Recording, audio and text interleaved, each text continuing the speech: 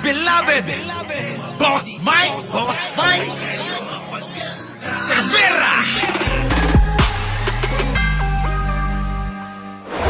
Oo, tunay na dahilan ng pagpatay ni Duterte na tukoy na. Ano kaya yon, mga kababayan? Alamin natin. Pasok! We have Pakinggan nyo to, mga kababayan, ha? Ito pala yun. on stage, we have, this is 180 kilograms. It represents, not real, of fentanyl. Okay. So this represents 1 kilo of fentanyl. In Nako. its pure form, this 1 kilo can kill Yan po yung pinapakita niya, mga kababayan, 1 kilong fentanyl. Opo. Hindi naman lingid sa kaalaman nyo, di ba? Si Digong adik sa fentanyl. Aminado naman siya, di ba? Aminado si Digong na adik sa fentanyl. Oo. Ito pala epekto niyan, mga kababayan. Pasok. 500,000 people. Nako, grabe. Ang dami, In its pure form, this 1 kilo can kill 500,000 people. Kita nyo, mga kababayan? Kaya pala yung ulo ni Digong, mga kababayan, yung utak niya naluto ng husto.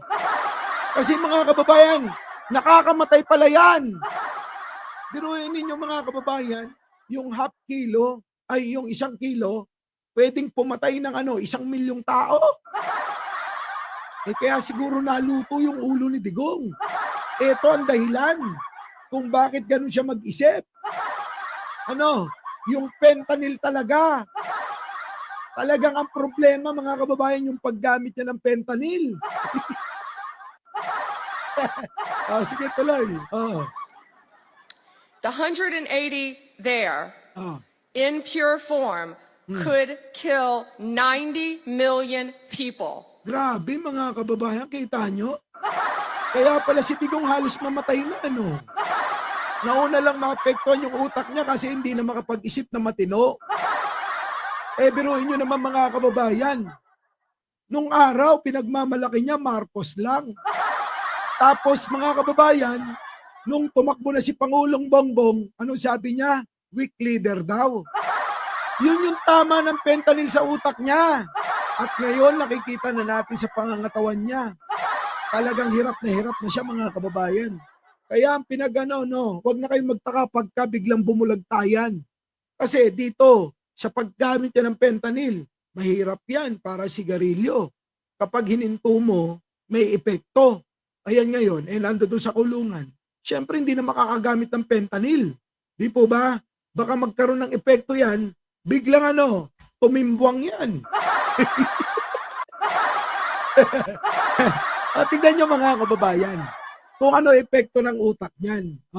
Tignan nyo, kung ano epekto sa utak niyan. Pasok. Pinaka-the best na presidente dumaan, Marcos. Sundin na lang natin yun kasi yun ang gumana. Huwag na tayo na mag-imbento ng bago kasi yung iba naman dyan, huwag natin sundin yan. Baka sabihin, sunod-sunod lang tayo. Narinig ninyo, mga kababayan, yung sinabi ni Digong.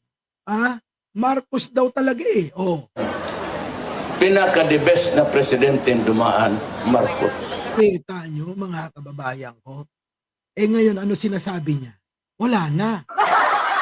Tignan nyo, nakapula pa. Tapos bigla-bigla nag-iiba. Sasabihin niya, weak leader na. Samantalang, mga kababayan, sabi pa niya, kung gusto nyo mabago ang bansa, maghanap kayo ng Marcos. Maglagay ulit tayo ng Marcos na presidente, ginawa naman natin, di ba? Bakit ngayon? Kontra ng kontra.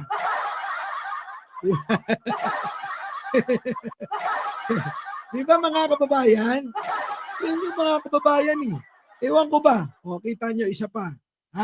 Epekto ng fentanyl to sa kanya. Pasok. Na pinatay namin. Pakinggan ninyo to, mga kababayan. Epekto ng fentanyl. Kung bakit pumapatay siya. Ayan, pakinggan ninyo. Grabe to, masakit, mga kababayan. Massacre. Buong pamilya pinatay niya. Sige, tuloy. Yung buong pamilya na pinatay namin, Hindi yun kay Bersabal. Kanino yon? That is the Patasaha family. Oo. Buong pamilya, nandun ka. Yes. Inutos rin ba yun ni Pangulong Duterte? Yes. Narinig mo, nakita mo, o sinabi lang sa'yo? Personal, kasi ganito ang nangyari dyan. The surname of Patasaha. Surname ng tao na subject namin.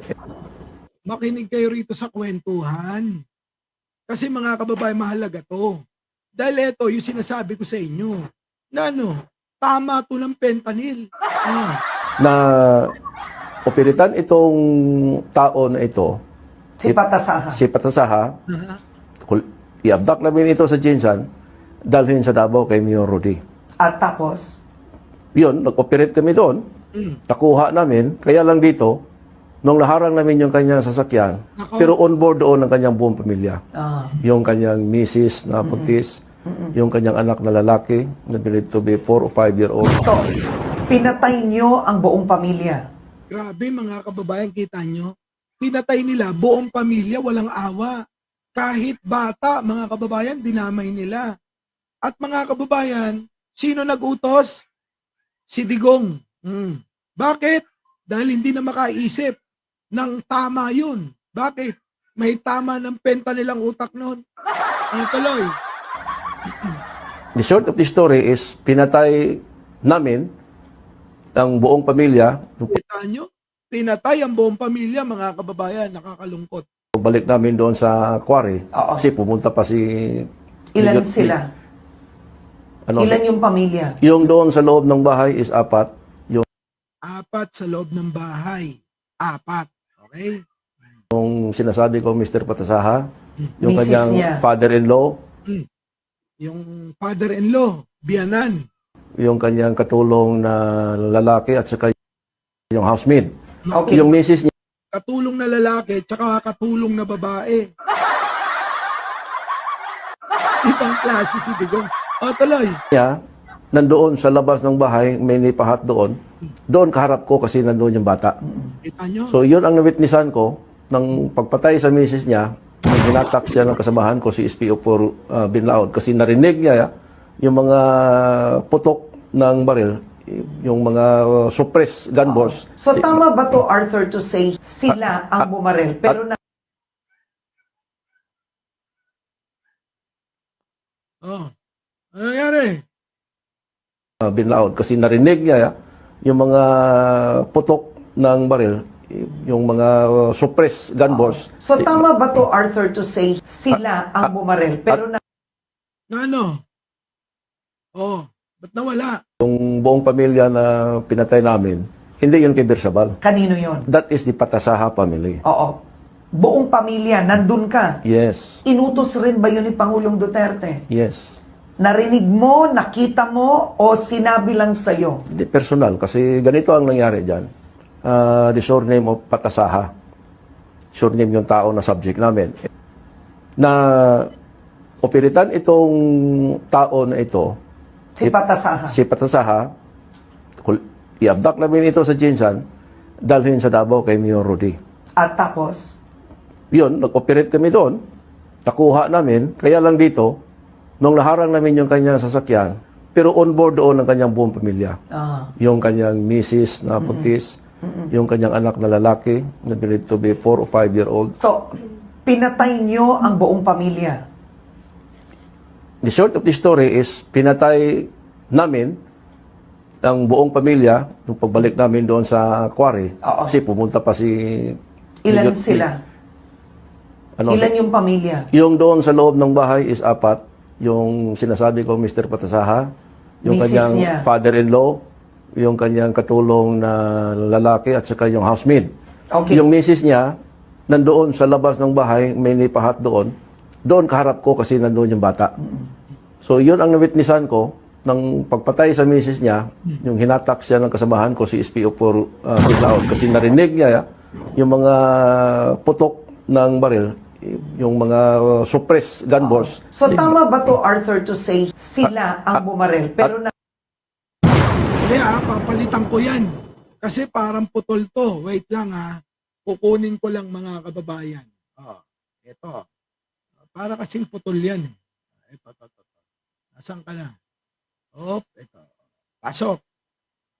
Na pinatay namin, hindi yun kay Bersabal. Hanggang doon lang mga kababayan.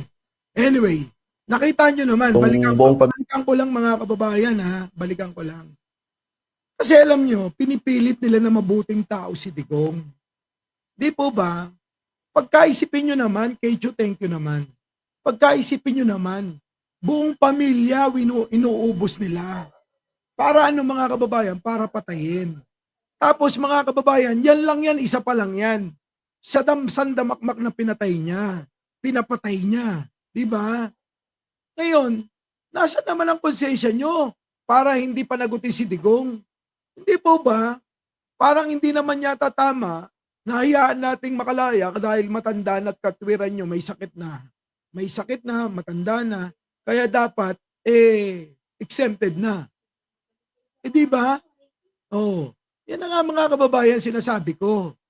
Na dapat, makinig naman kayo sa mga biktima na imbis na tinutuligsan nyo at sila ay binabas ninyo, paano naman yung mga yon? Yung mga yon may kaluluwa, si Digong wala na. Di ba? Yun lang naman mga kababayan eh. Kaya alam nyo mga kababayan, etong mga Duterte, nasa dugunan nila pagiging mamamatay tao. Bakit?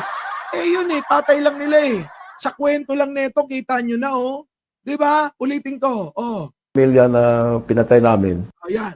Wait. Pasok. yung buong pamilya na pinatay namin, Yung buong pamilya na pinatay namin, Eka. hindi yun kay Bersabal. Kanino yon? That is the Patasaha Okay, iba pa yung Barsabal sa Patasa. So marami talagang pinatay si Digong, mga kababayan. family. Oo. Buong pamilya, nandun ka. Yes. Buong pamilya, nandun ka. Yes, nandun ako. Sabi nung testigo, mga kababayan. Ano pang gusto nyong pagpapatunay rito?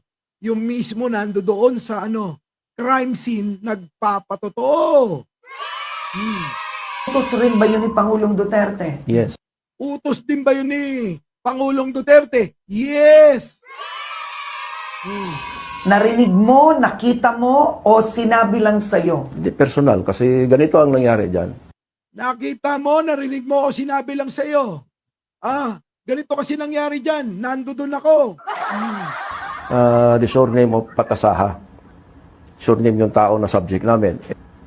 Na operitan itong tao na ito, Si Patasaha. si Patasaha, I-operate daw tong tao na to, si Patasaha. Ito po yung siguro galit si Digong dito, siguro pikon na pikon, kaya pina-operate. I-operate daw. Gustong ganon, ha? i-abduct namin ito sa Jinsan, dalhin sa Davao kay Mayor Rudy. Kita nyo, kikidnapin mga kababayan sa Jensan, dadalhin sa Davao, sa harapan ni Rudy. Rudy Duterte. Tapos, Yun, nag-operate kami doon. Nakuha namin, kaya lang dito, nung naharang namin yung kanyang sasakyan, pero on board doon ang kanyang buong pamilya. Nako, naharang yung sasakyan. Ang masama rito mga kababayan, kasama, nandoon sa loob yung buong pamilya. Di ba? Paano ngayon yan ang gagawin nila? Tuloy ang kwento. Yung kanyang misis na putis, yung kanyang anak na lalaki, na believed to be 4 or 5-year-old. so, Grabe mga kababayan, sabihin nyo na 5 taon. Bakit kailangan idamay ang batang 5 taon, mga kababayan? Pakipaliwanag naman sa mga DDS. Bakit kailangan idamay ni Digong yung 5 taong bata? Anong kinalaman nun? Kung galit ka doon sa ama, sa ama na lang sana. Diba? Jensen. Diba mga kababayan? Kung galit ka sa ama, bakit dinamay mo pati anak, pati asawa, pati biyanan na walang kamalay-malay, pati yung mga katulong na mahihirap yan, nangangamuhan, pumapasok ng yan, pangangatulong para makatulong kahit konti sa pamilya. Anong ginawa ni Digong? Pinatay niya mga kababayan. Tapos magdadrama si Bongo, gusto may background music pa. Ako walang background music dito. Pero totoo yung sinasabi ko. Wala akong drama at walang kahit na Ito, may patotoo. Meron na tayong pinapakitang video na nagpapatotoo na mamamatay tao si Digunyo? Kailangan pa ba natin ng background music dito tulad ni Bongo? Hindi na ho kailangan. Intindihin nyo na lang. Yun na lang ho yung gusto kong mangyari dito. Maunawaan nyo at maintindihan nyo na kahit paus ako, gusto kong iparating sa inyo na talagang si Digong mamamatay tao. Oh, di ba? Napakasimple. Di ba? Tuloy. Pinatay nyo ang buong pamilya. The short of the story is pinatay namin ang buong pamilya.